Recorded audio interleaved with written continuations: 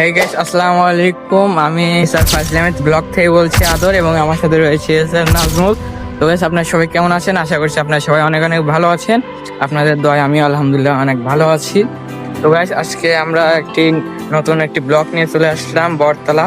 আপনাদেরকে এখানকার নতুন নতুন ভিউ দেখাবো, আপনাদের সুন্দর সুন্দর ভিউ দেখাবো এখান দিয়ে।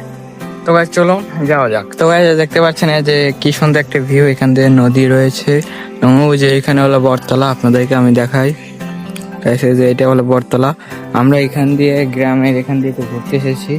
এই শহরে থাকতে থাকতে আর ভালো লাগে না, সেই জন্য একটু গ্রামের দিকে একটু ঘুরতে আসলাম। আপনাদেরকে দেখাতে আসলাম যে এখানকার গ্রামের পরিবেশগুলো কিরকম। আপনি অবশ্যই কিন্তু লাস্ট পর্যন্ত ব্লগটি দেখতে থাকেন। তো এই দেখতে পাচ্ছেন এই রাস্তার পাশে দেখতে পাচ্ছেন নদী। এই নদীতে এখন তো বর্ষা মাস, এখান দিয়ে এখন পানি আসতেছে কচুরি দিয়ে, দেখেন একদম ভরা এখান দিয়ে। আর এখান দিয়ে আমরা ঘুরতেছি, অনেক সুন্দর একটি এলাকা এখান দিয়ে। এই যে এখান দিয়ে পুরোপুরি কি সুন্দর একটি জায়গা, এর সামনের রাস্তা অনেক সুন্দর।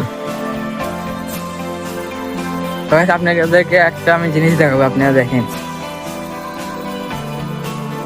এই দেখছেন কোথায় উঠছে, একদম উপরে ট্যাঙ্কি পারছে একটা লোক।